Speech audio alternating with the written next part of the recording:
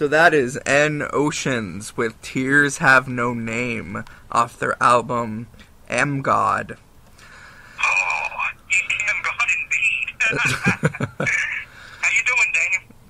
Good. How are you? Fantastic. I finally vanquished my writer's block, and just in time. We've got a great lineup this weekend, with Nate Tower reading a piece later in the podcast, and of course an interview with the director of one of my favorite films ever, Lunopolis, which is a science fiction mockumentary. But it's really so much more, and we'll get to that a little bit later. When I talked about the Harlan Ellison letter that I received when I was just out of high school, seemed to churn up a little bit of a reaction from some of the grizzled veterans in our social circles. Didn't you think? Yeah, it seems like a lot of people wanted to hear what the letter said. So I'm just going to be bold and not worry about, just throw caution to the wind and read it. Right here, Surreal Grotesque Podcast exclusive. And, consequences be damned, hopefully. Yeah, well, if we get a cease and desist letter, we'll take it down. But until then, I say we just be bold. Yeah, Harlan, don't go easy on us. It's a new generation. Things are different now. So here goes. This is a letter from the sage himself. It was back July 9th, 2003 is the date of the letter that I received it. And I basically threw myself on the mercy of the Court of Ellison and just didn't know what to do with myself. I didn't want to go to college. I didn't want to, I just didn't know what to do with myself. And I had lost a friend, and I was just felt aimless.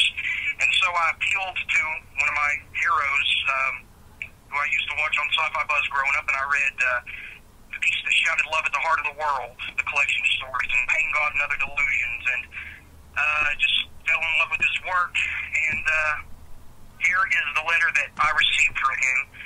It's very short to the point and scattered with references that I had to look up to become acquainted with, as you would expect from Harlan, and a little encouraging, too. Here goes. Dear Mr. Maddox, I am in receipt of your letter of July 7th, and clearly you have mistaken me for the Delphic Oracle. I do not hold the secrets of life, which are what you're asking me to codify for you. I have a hard enough time running my own life without pretending to be a great autodidact savant, proffering wisdom to young men such as yourself. But I'll give you what you want, as much of it as I possess, which ain't very. If you promise never to do this to me again, it makes me very twitchy and it is creepy. 1. You listen to your high school commencement address and you bleat, "Don't I deserve some time off?" The answer is no. The universe doesn't know you're here, son, and if it did, it wouldn't give a shit. You're on your own. You want to rest, so go rest. And if you get up from your nap and you're 35 or 40 and you've got squat to show for it, well, you're the one who felt weary. Jesus, kid. You're what, 20? Don't you think it's a bit premature to be wailing about the ennui and the cold, stony face of life that has turned away from you? 2, stop ennobling your sophomoric bewilderment at the complexity of running your own life, and just get on with it. Working in a bookstore won't do it. That is a wimp out. Bookstore is just an extension of school and the dilettante existence. Go to the North Woods and sign on for a stretch in a logging camp. You'll write, by God, it's actually spelled by God, G-A-W-D, and go read the Sherlock Holmes stories by Conan Doyle. All of them, because they will teach you deductive logic and how to observe, and ratiocination, all of which will prepare you to live by the big secret, which is 3. Chance favors the prepared mind, Louis Pasteur. That's it, Maddox. That's all of it.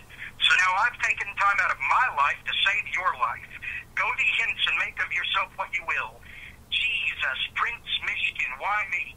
How can they find me? Sagely, Harlan Ellison. Oh, and P.S., get the fuck out of Tennessee.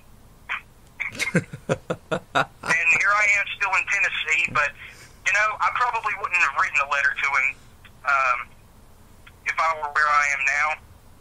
I'm more confident, more comfortable, and I've made a lot of friends since signing on to co-editor of Surreal Grotesque, and I'm just honored every day to be a part of it. And, I do appreciate him taking the time to out of his life to save my life, because I didn't need it back then.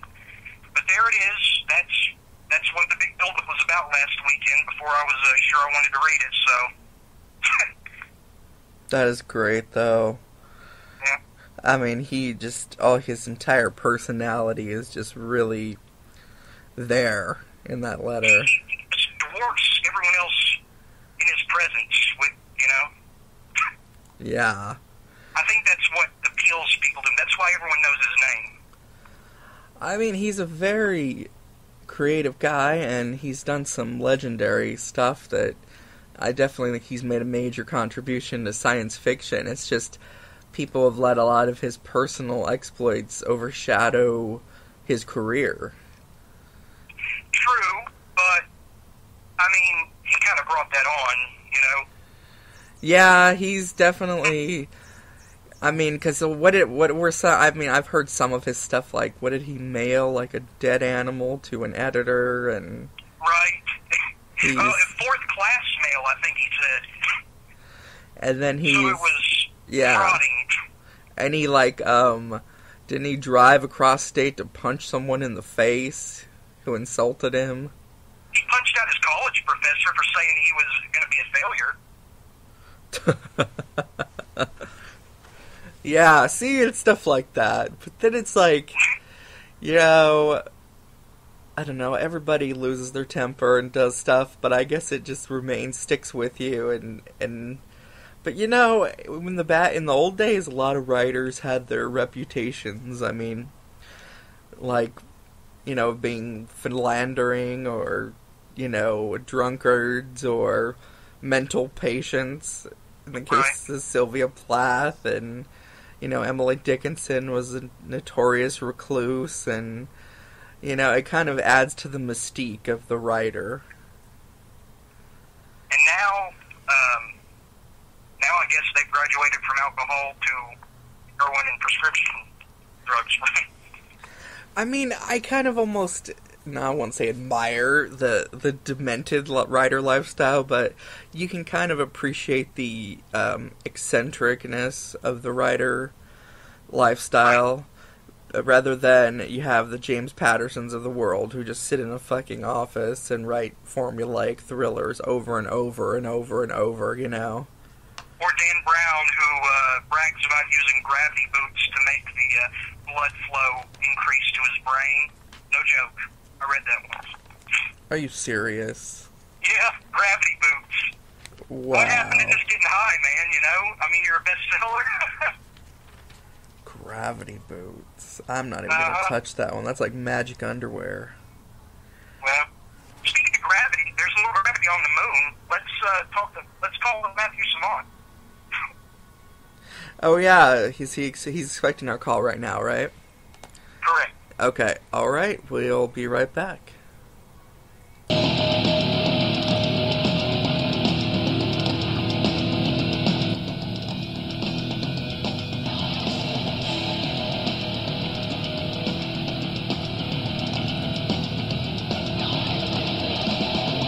God help me!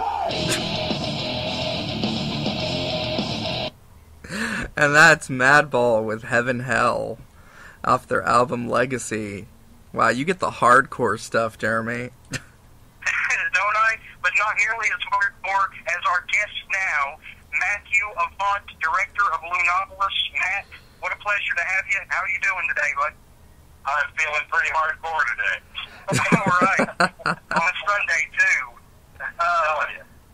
Yeah, so have you done press for... you probably haven't done press for this film in a while, have you? Yeah, it's been a while. We did this back in 2009 was really when we produced the film, and 2010 was when we were doing a lot of the festivals.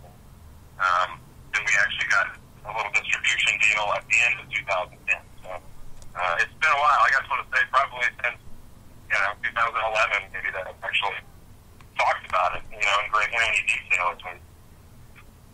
Well, it's been a favorite of mine for years now, ever since I locked eyes on it. And you accomplished so much in the span of 98 minutes that for first effort, it just boggles my mind, and I don't understand why it's not more widely viewed. You know? Well, it was huh? Go ahead.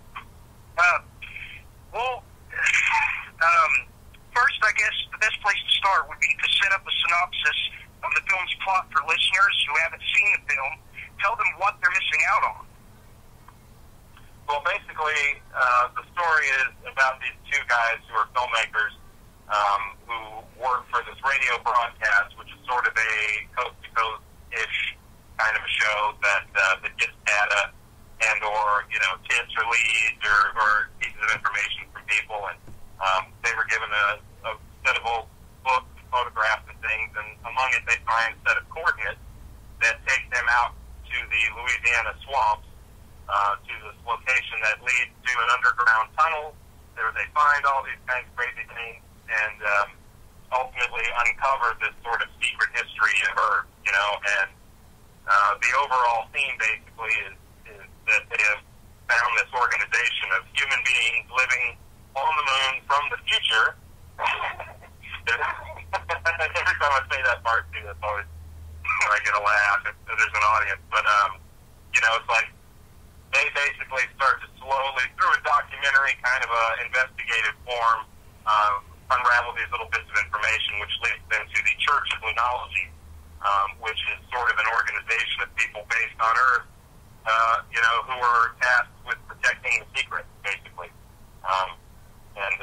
You know, that's kind of the that's the overall broad strokes, I guess. There's finer details in terms of unraveling or adding sort of a fictional history to historical figures, and the fact that all these conspiracy theories, really the ultimate goal that I had in putting together this project was the fact that I was fascinated with conspiracy theories. I always have been.